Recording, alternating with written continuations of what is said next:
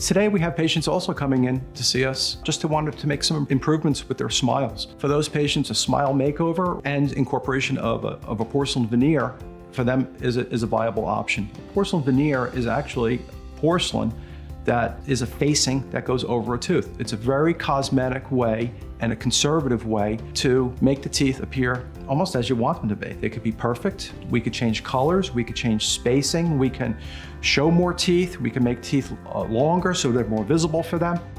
Today, there's a number of different types of porcelain veneers. We hear about lumineers. Lumineers are very, very thin pieces of porcelain. They're appropriate really to change shape of teeth, to hide some rotations of teeth, and we're able to sometimes place them on a tooth without even doing anything to a tooth.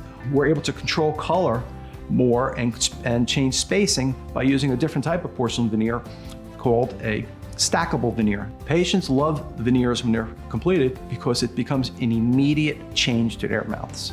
We're able to suddenly make a drastic change to them, just usually in 2 visits.